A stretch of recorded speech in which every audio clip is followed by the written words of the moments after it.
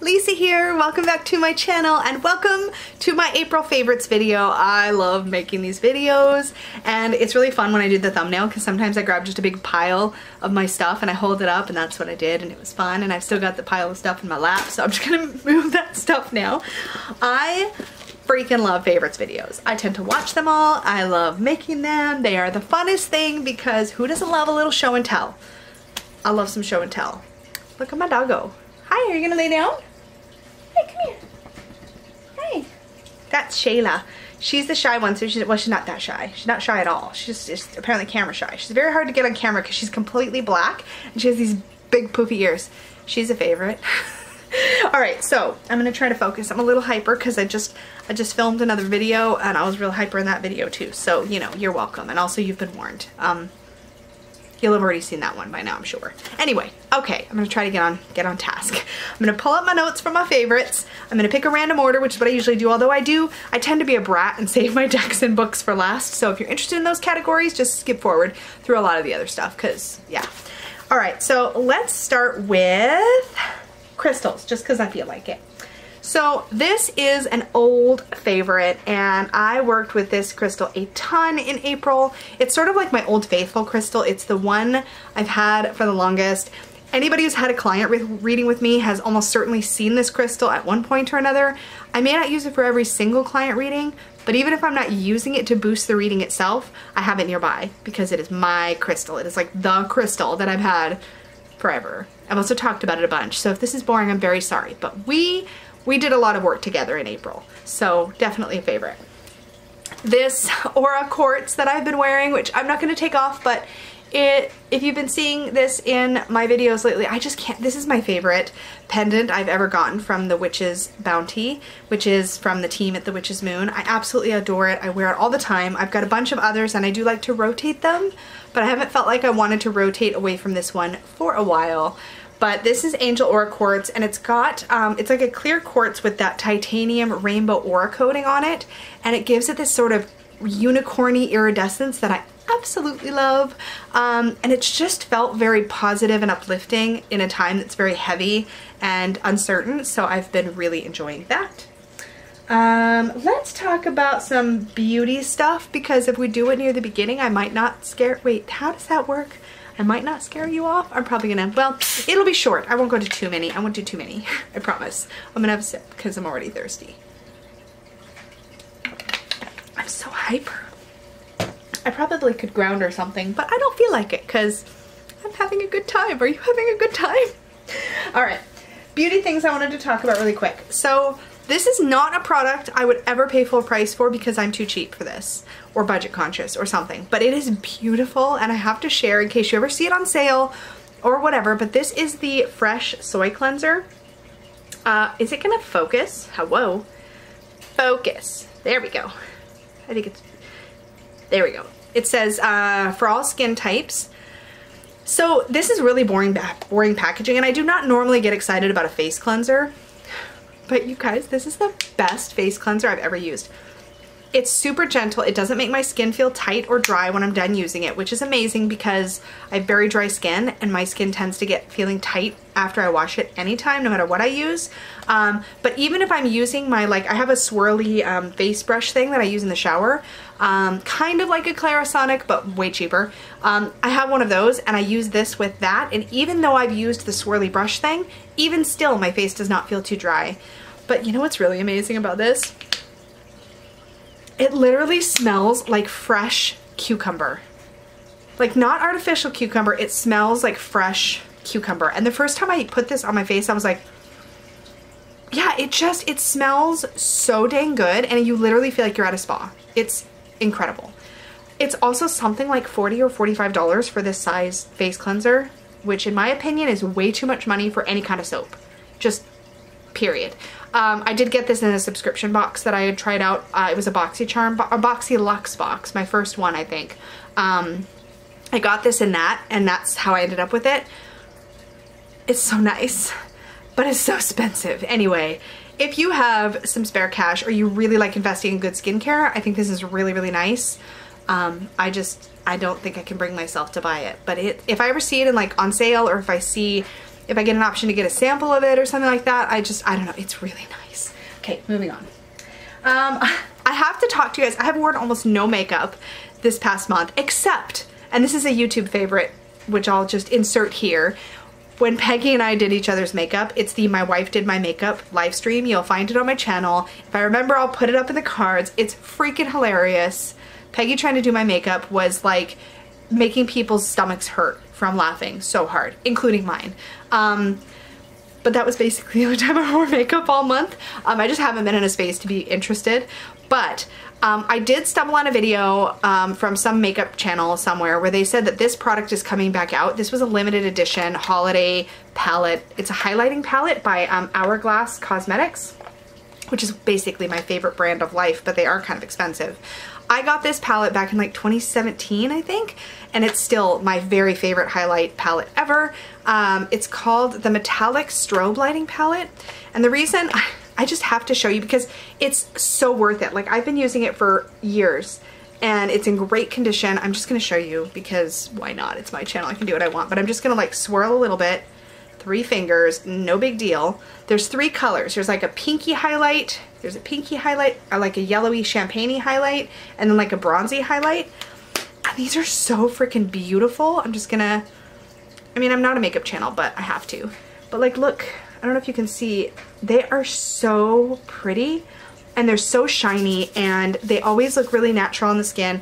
Most of the time, I'm wearing one of these as a highlight. I love them so much, and those 3 colors are all you ever need. So even though it was kind of expensive, and I can't remember how much to be honest when I got it, super worth it, and you need a tiny amount. And yeah, if you're into makeup and you get a chance to scoop this up when it comes back out, or it might already be back out. I don't really makeup shop anymore, but if you get a chance and you really like highlight, you want this. You want this. Anyway, okay, stop enabling people to buy makeup. And just because for fun, I had to share the lipstick color that Peggy and I wore that she picked out for the My Wife Did My Makeup, because several people were like, oh my god, that's such a pretty lipstick color. And they said it when I was wearing it, and they said it when I put it on Peggy too. But this is the Tarte Color Splash lipstick. Oh my gosh, I have old lady eyes. I thought I could read this. Oh, Island Life. It says Island Life. But it's like a deep sort of rose color. So it's kind of neutral but rosy. My lips but much darker. It's like my lips but better and then darker. So if you were curious, that is the lipstick that we were playing with. And then there's 2 beauty favorites. So I'm also going to mix up categories again because my magical favorite for the month is my self-love altar. So I recently revamped my altars a little bit. I have several. I have an altar to my matron goddess.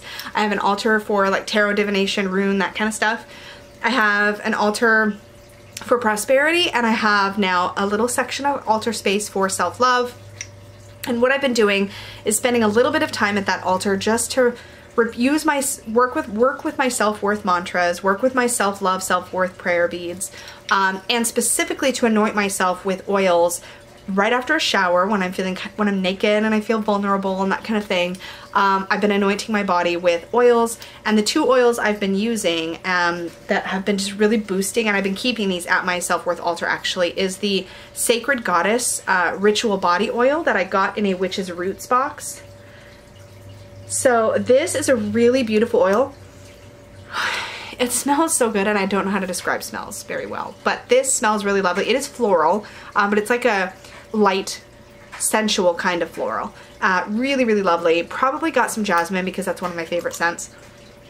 It must. I'm sure it has some jasmine in here. And there is some, oh yeah, I just saw a jasmine bub. I just said blub. I saw a jasmine bulb float by in the bottle. So yes, there's definitely jasmine in here. So I tend to put this all across my shoulders, down my arms, and then across my front. So breast, belly, and sort of the soft squishy places, my hips, the places in my body that I like to remind myself that I appreciate and that I'm grateful for and that I love. And this has been really wonderful for that.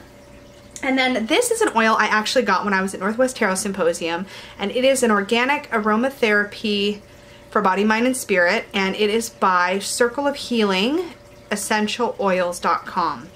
Circle of Healing Essentialoils.com. It looks like they are based in the Seattle area because they have an area code I recognized from the Renton area or from the Everett area, if you know Washington State at all. Anyway, sounds like they have a website, but this is called Circle of Healing Unicorn Oil. So just by the name alone, I wanted it, but I happened to walk by her booth and she was talking to people about this. It is a very heavily scented with, specifically with rose, I think it's Rose Absolute or whatever the really pure rose essential oil is.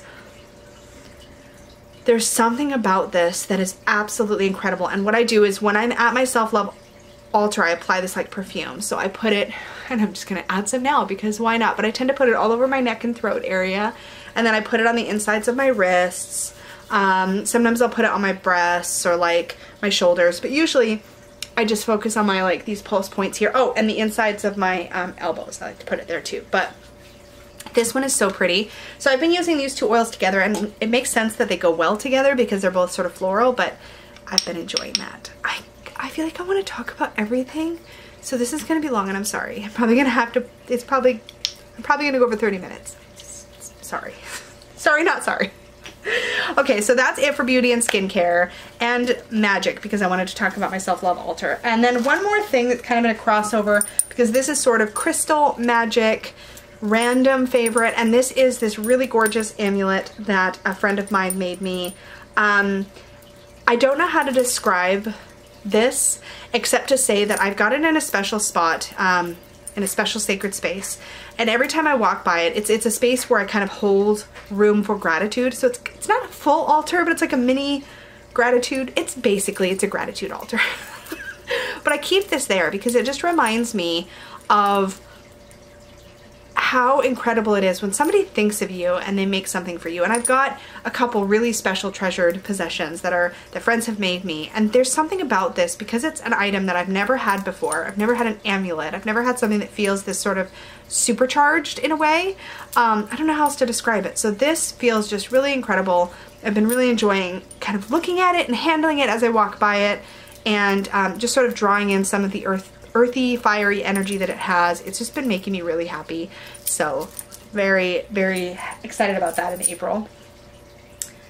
Let's talk about some random stuff. I've got a bunch of YouTube stuff to talk about and a little bit of food, but let's talk about random. So candles. There's two candles I've been burning like crazy lately that I want to talk about. The first one, I got this in my Owl Crate unboxing. I'll try to remember to put a link to my Owl Crate unboxing in my last Owl Crate unboxing in the cards.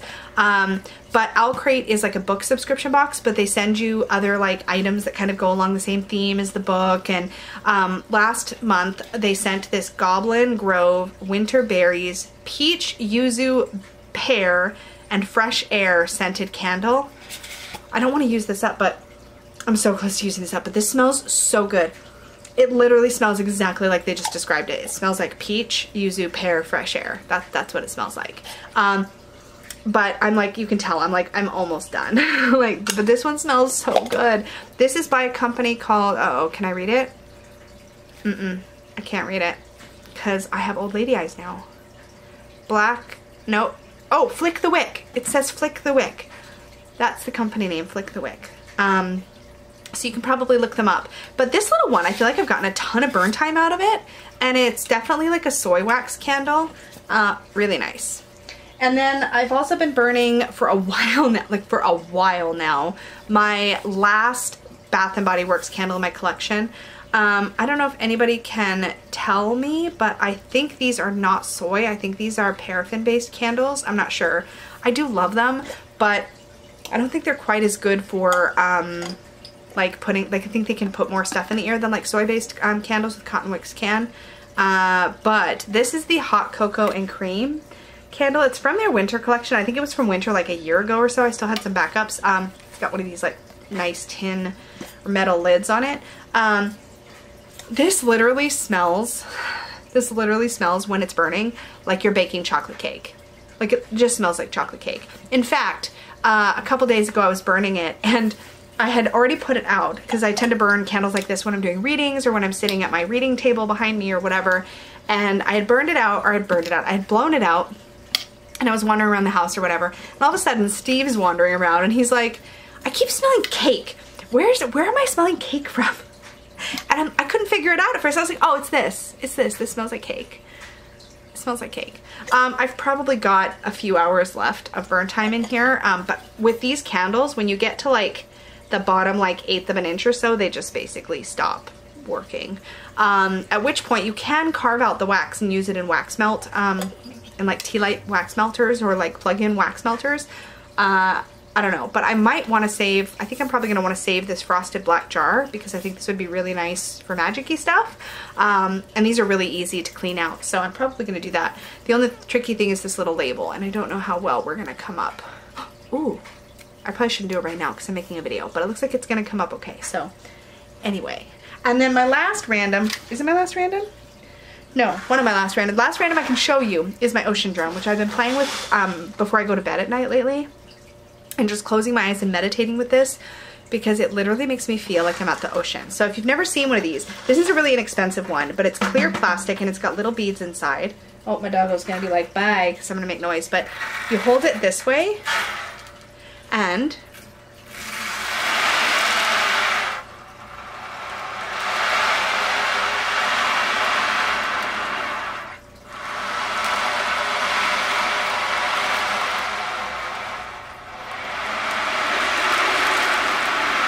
good. And as you roll the beads back and forth, you get this wave. It's the coolest thing. Isn't that amazing? So there's not very many, like you can see there's not a lot of these, but basically when you hold it that way and if you sort of get them into the middle and you just kind of like, and I do this with my eyes closed, oh, I could like lose so much time doing this. It's really relaxing. Now, I'm an ocean baby. I don't live close enough to the ocean. I never get to really hear the waves, and this sounds so authentically like the ocean, and it has that effect on me, that same effect on me. And I think this only cost me like maybe $20 Canadian. So this little guy, but big ones, they have big ones. And I actually first encountered these when I went to a sound healing session at my local metaphysical store like last year sometime, and they had a big one, and I asked him after, I was like, what was making the ocean sound? And he told me, and I'd looked at them ever since, but they're super big, super expensive, and I was like, that's never gonna happen. And then I stumbled on this very simple made one by Groove Masters Percussion. Groove Masters Percussion, and I was like, I need to have that. It's incredible. So that's a favorite. And doing that before bed is just like zenning me right out. And then the last thing I wanted to mention, I'm still playing a lot of World of Warcraft, so World of Warcraft, still a favorite. It's been really, really fun lately. Peggy and I play together. Just casual stuff. We've been trying to work on some achievements and things and just kind of derping around. It's been fun. And we got Disney Plus, which leads me to TV. Let's talk about TV for a sec. So we watched the first season, which is the only season you can watch right now, of The Mandalorian. That was so much fun, and Baby Yoda is the cutest ever, and I finally understand. So I've been seeing the memes for a while now, but we didn't have Disney Plus, and finally bit the bullet, and it was such a cute show. I also watched one of my favorite all-time movies again, Avatar. I love Avatar, and it inspired me to check in again on where we are with Avatar 2 and 3 and so forth. We're supposed to get like a trilogy. I think we're supposed to get like 3 more movies, but it's been slow. I think Avatar came out in like 2010, so it's been slow. But I found out that Avatar 2 is going to be coming out in like 2021, which is extremely exciting. And if we're not still social distancing by then, and I can actually go to a theater, I want to go see it in IMAX. Because I saw Avatar, the first one, in IMAX several times. And Peggy, very lovingly and supportively, came with me several times. Because that movie is beautiful, that landscape is beautiful, and I just, yeah. Moving on. Okay, what else? Oh yes, and because we are staying at home, Andrew Lloyd Webber's YouTube channel, I'm sure I've mentioned this before, but just to make sure, for the past several weeks, and I don't know how long it's going to go on, we have a bird came back. We have a bird friend. We have like a little yellow bird that's like living in the tree outside my window. Okay, anyway. Andrew Lloyd Webber, his YouTube channel, he's been releasing one of his musicals free to watch on YouTube for a period of time. So the first one that I'd heard about was Jesus Christ Superstar, Jesus Christ Superstar, which I didn't get a chance to see. But the following week, he released the Phantom of the Opera. Yes. I think there was not one in between that no, there wasn't one in between.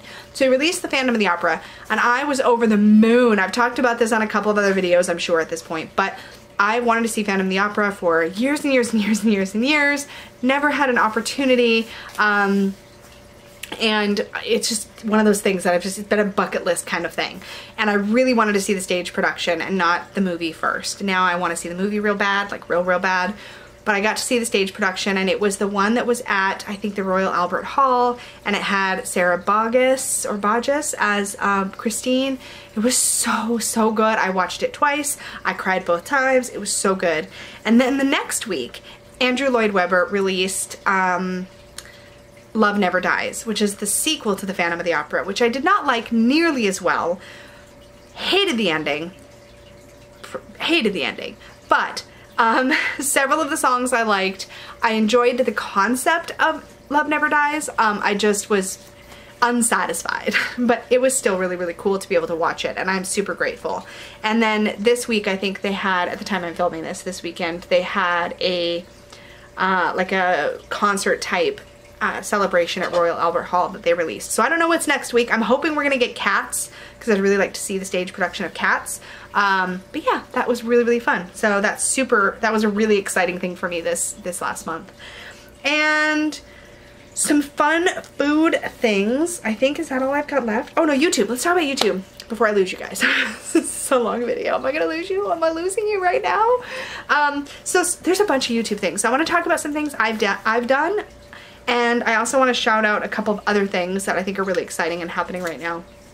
So the first thing I want to talk about is I launched a new series on my channel of live streams called Eclectic Witchcraft 101. This came about actually in a really cool way, very organically, because one of my subscribers had been asking me, I'm pretty sure multiple times, and was very persistent, for which I am eternally grateful, because I had such a long list of requests, and her persistence was like, yeah, let's just do it, right? But she wanted to talk about, or have me do a video about my experience working with spirit guides. And so I ended up hosting a live stream that was really cool, where we talked about meeting and working with spirit guides.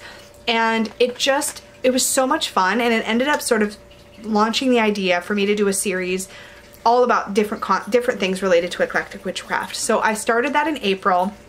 We've now had an episode on just beginning an eclectic witchcraft path. We've had a video about resources that was really good, and we just had an episode last week about working with energy.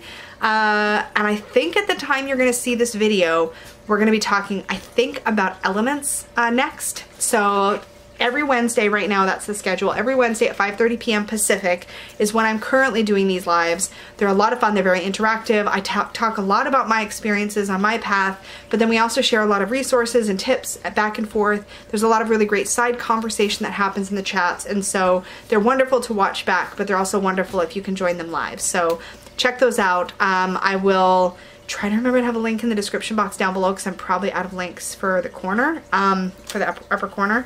But yeah, I really wanted to mention that. And Peggy and my wife does my makeup, which I've already mentioned, was another favorite. It was just so much fun. It was hilarious to do that. And you guys know by now that Self-Worth Saturday is back. We're doing it every week as much as possible. I wouldn't say we're gonna no fail do it every single week, and lately, just because of what's going on in the world, they're pretty much just general live chats where we hang out and we talk and support each other, and they will shift and change over time in a hopefully organic way, but that is something I've been really enjoying having back. And I also wanted to talk about a really meaty chat. So myself, Danny of Danny Mystic, and Dustin of Modern Metaphysicae have a collaborative channel. We do a live stream once a month, and that channel is 3 Fat Readers. There is always a link to it in my description box down below. You just scroll down and it'll say, there'll be a link to go check out 3 Fat Readers. But our last talk was called Tower Times. And we talked about how we read the Tower card, some of our favorite versions of the Tower card. We had some really interesting discussions and debates about how we interpret the Tower card. And we also talked about some comforting practices and some comforting decks that we enjoy working with when times are tough. And it was just a really exciting like nerding out on tarot meanings and that sort of thing. It was just a really great conversation. So check that out if you haven't seen it yet. And if you're not subscribed to 3 Fat Readers, just pause this video, go over there, subscribe, hit the little notification bell, turn them all on so that you don't miss the next time we go live. And then scurry on back here and you can hear all about my decks and books and other stuff. I'll see you when you get back. Have you left yet? Bye. Come back, but go first and then come back. Okay, we're good, we're good. I really am hyper. I'm gonna get some comments being like, girl, slow down. I can see it now. You talk so fast. I know I talk fast. I'm also talking to myself and to you at the same time right now. So there's that. Also, it's the end of a really long, stressful week, so I'm really happy to be here making this video right now. Okay, moving along. What else do I have? Oh yes, so that was all the stuff I wanted to shout out of my own. I'm pretty sure there is plenty enough there for you to chew on. So, shout outs. One of my favorite videos I watched over the past month was Lennon Smith. Now, I've been shouting out Lennon Smith a lot lately, but I've been eating up a lot of her content. So Lennon Smith, I will have a link to her channel down below, but the video specifically I want to mention this month, she did a video called The Road to Hell. And it was so good. Lennon just sits in front of the camera and this isn't all she does, but one of the things that she does is she sits in front of the camera and she just kind of riffs on a topic. And there's something about the way her brain works that I just find absolutely fascinating to watch. And I feel like I always pick up some little kernel of a new way to think about something from her videos. She's got a bunch also of Thoth content and a bunch of witchy content. And I think she actually does witchy content on Wednesdays, so it's great to like watch her witchy content on Wednesday and then come to my witchy live chat on Wednesday. So it's kind of a fun synchronicity, but there's just something about her brain works. I think she's really bold and she's very eclectic in her way she thinks, and I think that's something that I'm very drawn to these days. But yeah, her video on The Road to Hell, which is essentially her exploration of how she works with the 7 deadly sins as a way of sort of checking herself and her intention around her magical practice and around her choices. And it was just really like something to really chew on, and I really enjoyed it. I'm gonna say really one more time. I really, really enjoyed it. That was 2 more times. Another video I wanted to talk about was, or actually there's a couple channels I wanted to talk about. I discovered The Green Witch on YouTube. Now, she's got a very large following, she's a very big channel, but her videos are absolutely beautifully produced and so calming and so, they fill my little witchy heart with joy. Like, she's got a cottage witch kind of practice, she's very into herbal magic, and her videos, like, she uses drones to catch these beautiful bits of footage, or she takes little close-ups. She's clearly into photography and puts together this beautiful content that just, it fills my soul. Like, I don't know how else to describe it, but it is absolutely stunning content. And I think she has an Instagram too, but I'm so bad on Instagram. Her YouTube channel though is absolutely stunning. Go subscribe if you're not already. It's beautiful. And I've got one video on her watch later list that I'm almost like saving for like a special moment when I can really take it in, because they're so beautiful. But her content is wonderful and her heart just comes through. You know how you see people and you're like, you can tell they have a gentle, kind spirit? You can feel that in her, and I just love that. I also wanted to shout out Tara over at Kittens, Weights, and Tarot did a video called Tarot Inspired Makeup, and I think she made a hashtag for it, which is hashtag tarot makeup. Y'all know I'm all over that. I just haven't had time to film it, but I really, really, really want to do a VR to that. That was so fun. Seeing my like sort of 2 of my creative outlets, 2 of my passions sort of come together. You guys know I like me some makeup for fun and play and exploration, and so seeing her do that and play with tarot, awesome. I'm pretty sure that Jen the Middle-Aged Baby Witch has made a VR. I don't know if her VR is available to watch yet. I haven't checked. But I think she also did a video about to respond to it, so keep an eye out on that. And I also wanted to shout out Heather Carter's channel. Heather Carter is somebody I've been following for a long time. Our channel started at around the same time, and I really enjoy her content. She also does these really wonderful, like, I think she calls them witchy rambles or rambling witch videos or something like that, and I love just to hear her kind of riff on the various topics. But she just recently started a new tag called the 31 Days of Witchcraft. It's for May. I'm trying to participate. I'm keeping it really low-key and really chill, kind of vlog style. excuse me, and short videos, because I'd like to actually make the video one a day in May. So I've been really enjoying that. So go subscribe to Heather. I will have a link to her channel down below as well. So I think that's it for YouTube. Let's talk about tarot decks. Oh no, food, and then tarot decks, and then books. Books and then decks. Decks and then books. I don't know, I'll decide by the time I'm done with the food. So there's a few food things and memories. I have a couple memories to share too. This is I told you guys it was gonna be a very long one. I warned you. You had been warned. And if you're still here and enjoying yourself, that's great. So memories, there was a couple fun things that Peggy and I got to do this last month, which I am extra grateful for because the world is crazy and getting to go do anything is not super common right now.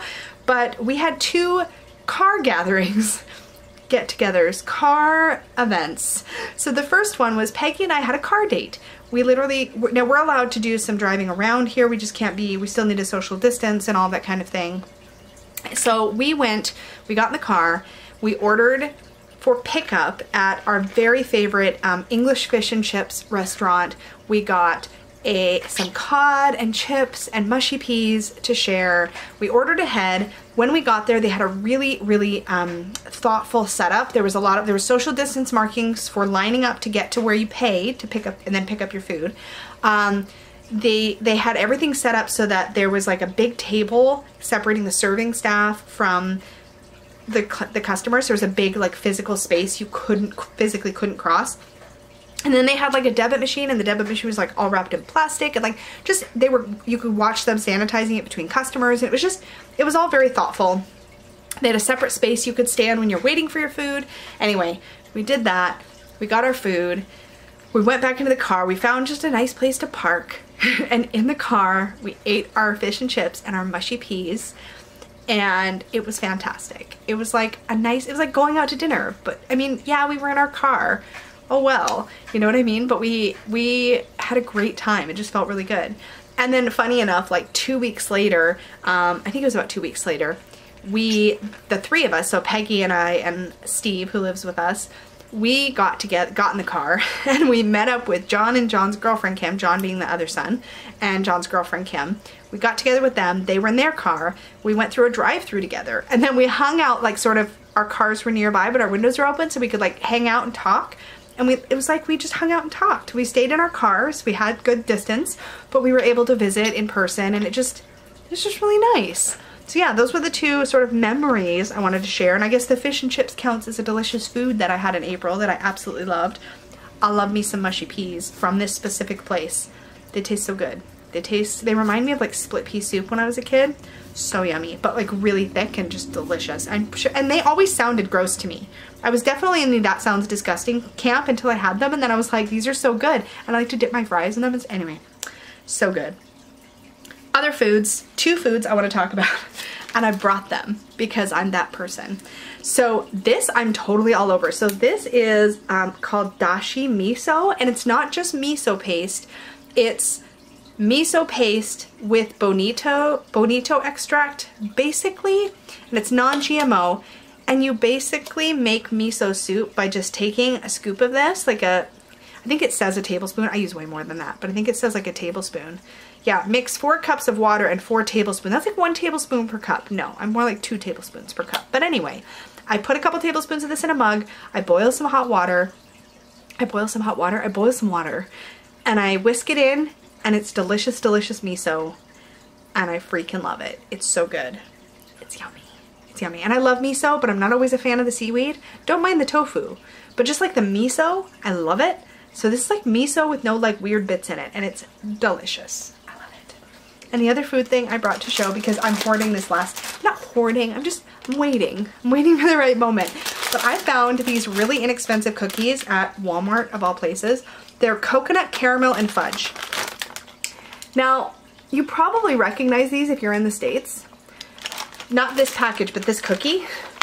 Because the reason I freaked out when I found these is because these are Girl Scout cookie Samoas. They're basically Girl Scout cookies, and they're the Samoa kind of Girl Scout cookies. But in Canada, we don't have Girl Scouts or Girl Scout cookies. We do have Girl Guides, and the Girl Guides do have cookies. But their cookie selection, they have 2 kinds of cookies. At one point, they sell the sandwich cookies. And at one point they sell the Thin Mint cookies, which by the way I do love. But they never sell the Samoas like the Girl Scouts in the US. And I missed them so much. And then these, I found these and I about died because they taste identical to the Samoas. They're good. They're coconut, caramel, and fudge. They're so good. So good. Anyway, so I've had one package over the past month. And now I have another package. And when I open this one, I'm gonna buy another package and put it in the cupboard so that it's there for later. Because they're so good. They're so good. All right, okay. I think I'm done talking about everything except decks and books, which is probably all you're here for. So if you fast forwarded it to this point, in fact, I might even put timestamps. Will I put timestamps though? I think I did 1 month. I might be too lazy for that. We'll see. There is 2 decks that I'm talking about. That's it. And then I'm going to talk about books, so I'll do it like that. Okay, so if you saw Saturday's weekly deck review, which I filmed on the same day that I'm filming this, you will have already heard my excited babblings about the Tarot of the She and the Fairies Oracle by Brian Froud. I fell in love with these decks together, are just out of this world. So the Tarot of the She, this is what the guidebook looks like. My deck is trimmed. This is what the backs look like trimmed. This is what the fronts look like trimmed. So I kept the top and the bottom, and then I trimmed a little of the excess black off the top and the bottom, and then I edged the deck in black. This deck is so good, and I love it so much.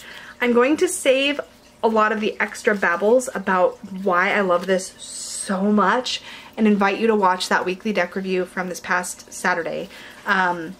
Where I'm talking about this because I go into a lot more detail, but it is so good. And it was by far my favorite tarot deck I worked with in April. I worked with it through half of April. So it did, I mean, it had a pretty good shot of being my favorite, but it was so good. And the Fairies Oracle by Brian Froud, I can't believe I fell in love with it as much as I did this month. I did not expect it. I expected to kind of just it to be so-so, and it was so good. And it worked with the fairies and the Tarot of the She so well. Oh look, another singer. I read this with reversals because the guidebook has like a full entry for if you pull this card upright versus if you pull it reversed. So I'll actually do things like where I take them and I kind of do this to just kind of like rotate them around to make sure I have reversals. And when I shuffle them, instead of like, normally when I shuffle, I would take a pile and I would go like this so that they're still facing the same way and then I would rifle them. But for these, I split it and I just go like that. And I shuffle them together so that I get mixed up upright and reverse. And I got some really on-point messages from this deck and Tarot of the She and the 2 together. It was just absolutely, it was incredible. And this guidebook, this Fairies Oracle guidebook is really good and very, there's so much good stuff in here. There's so much good stuff in here. And then you have like a starter reading, you have a reversed meaning, and a whole bunch of information that feels very channeled about the fairies themselves. It's very good. Very good. All right, books. Last category. So, I read this month, my Owl Crate book for April was The Kingdom, not for April, for March, because we get them at the very end of the month. Well, I get them in like the beginning of the next month. So I received this book in April, but it was from the March Owl Crate box called The Kingdom of Back by Marie Lu. This was a slow start for me, but it was really good. It was basically about the Mozart children. So how do I say this? The back of the book says, I am the sister, the other Mozart, and her story is mine. So it did focus on Mozart's sister, and it was really interesting to sort of, it was kind of like historical fiction. It's all YA.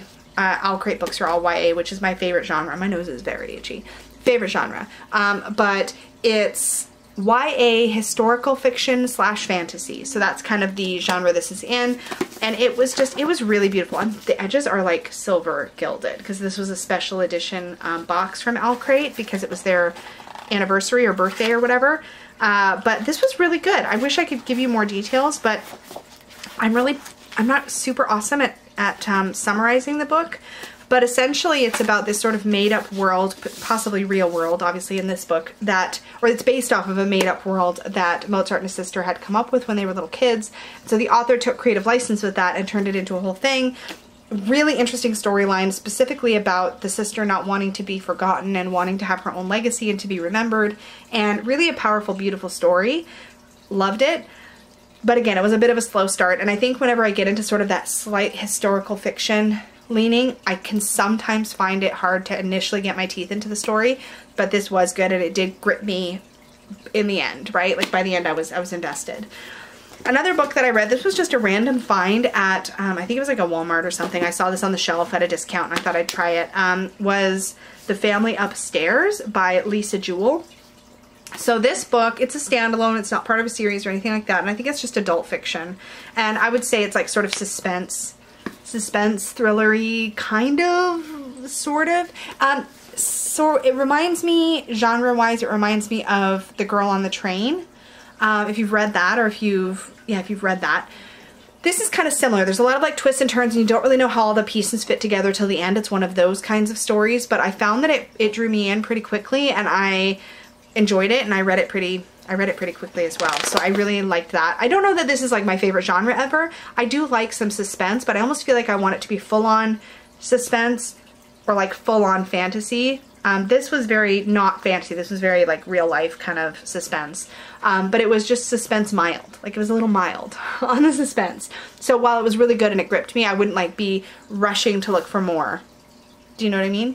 But it was good. And then I finally read the sequel to The Last Unicorn. So here's the thing. This is a book of short stories by Peter S. Beagle called The Line Between. And it's a book of short stories, but one of the short stories is called Two Hearts. And it is a teaser sequel to The Last Unicorn. And Peter says in this book that he's writing a full-length novel sequel to The Last Unicorn, and that this is kind of like the prequel to that novel, but I don't think I've ever heard anything about that novel coming out, so maybe that stalled out. I'm not sure. I will say that this little sequel was one of those things that I was bawling like a baby for a good 15-20 minutes because of that story. So it definitely yanked on my heartstrings. I think that there's a beautiful sort of